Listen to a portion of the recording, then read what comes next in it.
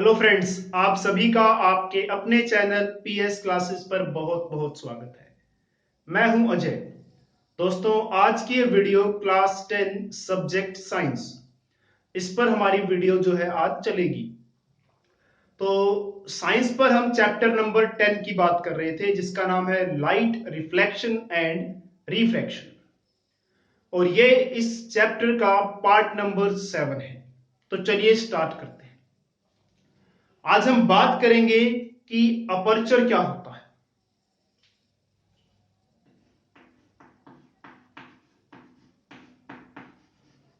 Aperture of spherical mirror.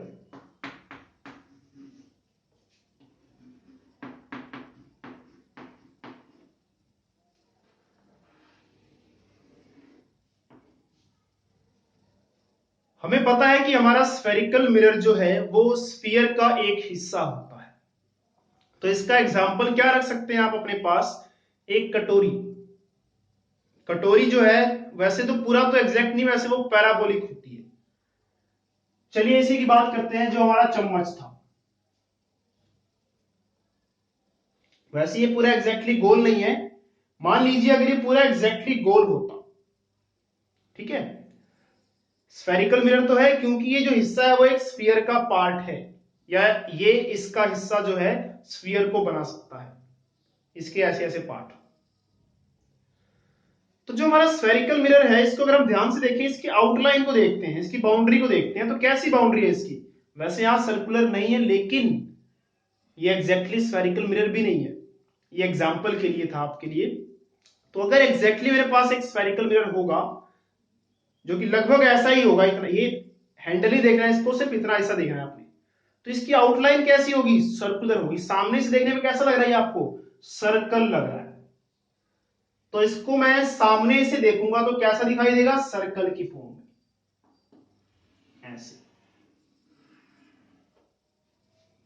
और side से कैसा दिखाई देता है? ऐसे।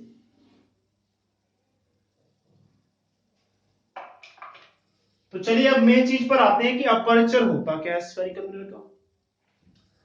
तो अगर हम सामने से देखें अपने स्फेरिकल मिरर को, तो इसका जो आउटलाइन है वो कैसा है? सर्कुलर है। इसी सर्कुलर आउटलाइन का जो डायमीटर होता है, ये डायमीटर हो गया, इसी को ही अपर्चर कहा जाता है।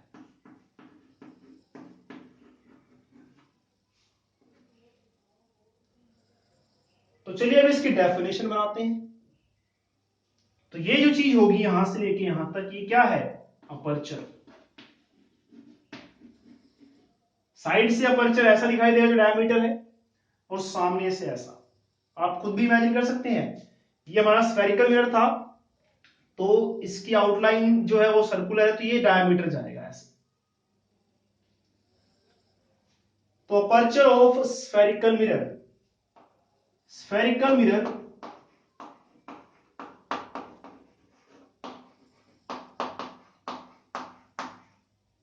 Has circular outline.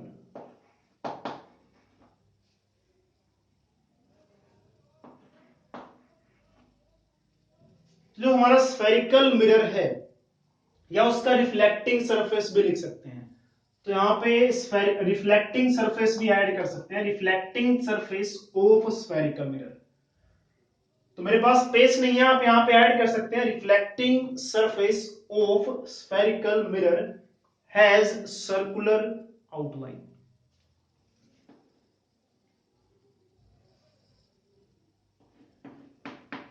Diameter of this circular outline is called aperture of spherical mirror। तो इस तरह से समझ को आपने समझ कर डेफिनेशंस को बनाना है और याद करना। याद क्या करना है? अगर समझ गए तो डेफिनेशन आराम से बन जाएगी खुद से। तो ये हो गया अपर्चर, और ये हो गया इसका डायग्राम।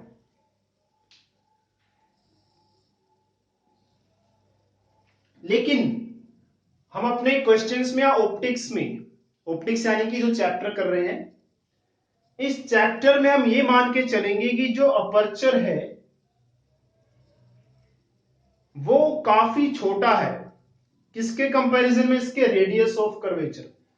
तो ये मान लीजिए इसका सेंटर है, तो ये इसका रेडियस ऑफ कर्वेचर जिसको हम कैपिटल आर से डिनोट करते हैं। तो जो अपर्चर है, ये सेंटर ऑफ कर्वेचर हो गया हमारा।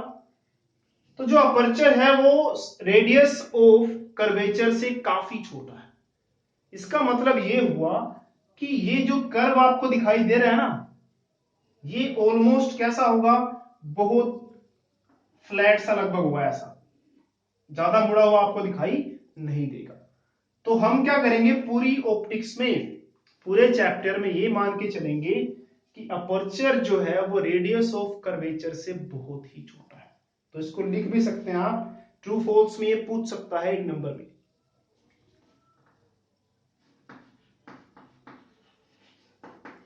Aperture of spherical mirror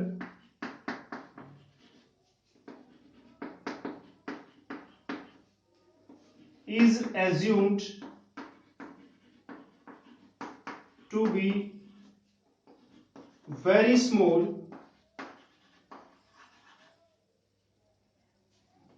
as compared to radius of curvature.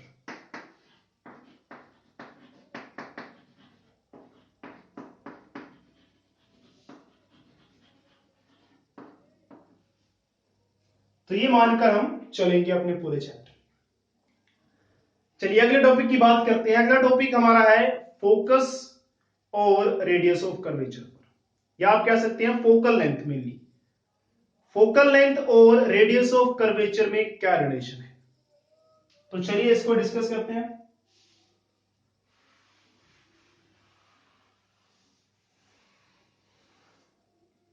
तो आप साथ साथ चाहे तो नोट्स भी प्रिपेयर कर सकते हैं, लेकिन पहले एक बार वीडियो को देखिए जरूर, उसके बाद फिर आप क्या कर सकते हैं, पॉज करके नोट्स प्रिपेयर कर सकते हैं।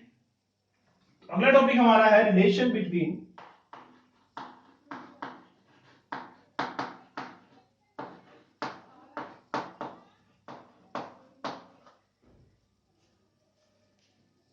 Focal length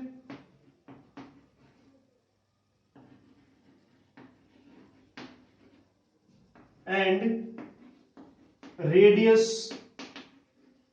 of curvature.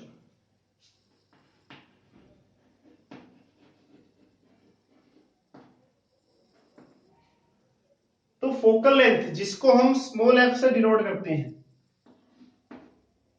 और रेडियस ऑफ कर्वेचर जिसको हम कैपिटल आर से डिनोट करते हैं, तो दोनों में क्या रिलेशन है?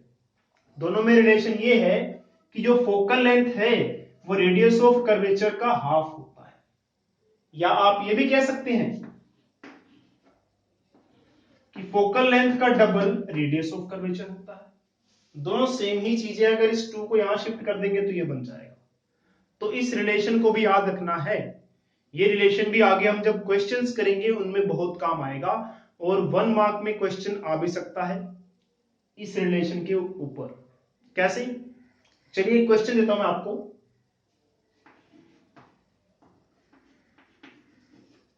द रेडियस ऑफ कर्वेचर, इस तरह का सवाल देखिए आ सकता है एक नंबर में, और ऐसा ही क्वेश्चन आपको अपनी एनसीईआरटी की बुक में इन टेक्स्ट क्वेश्चन भी मिलेगा। स्टार्टिंग का शायद सेकंड या थर्ड क्वेश्चन होगा। The radius of curvature of a spherical mirror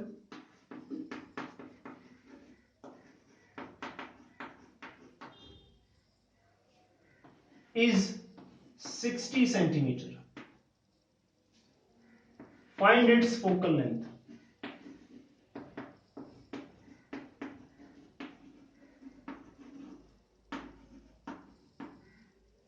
तो इस तरह का 1 मार्क का क्वेश्चन इस रिलेशन पर बेस्ड आ सकता है। तो चलिए सोल्व भी कर देते हैं फटाफट। रेडियस ऑफ कर्वेचर जो स्फेरिकल मिरर का है वो 60 सेंटीमीटर है। आर की वैल्यू गिवन हमें है 60 centimetre. Find its focal length. Focal length क्या होगी, तो ये वाला रिलेशन यूज कर सकते हैं आप। अगर आर फाइंड आउट करना होगा तो ये, एफ तो ये, या एक से भी आ जाएगा, कोई ज्यादा मुश्किल नहीं है। तो हम रिलेशन लगाएंगे F is equal to R by two. R हमारा 60 है, इसका हाफ कर देंगे, कितना आ जाएगा 30 सेंटीमीटर।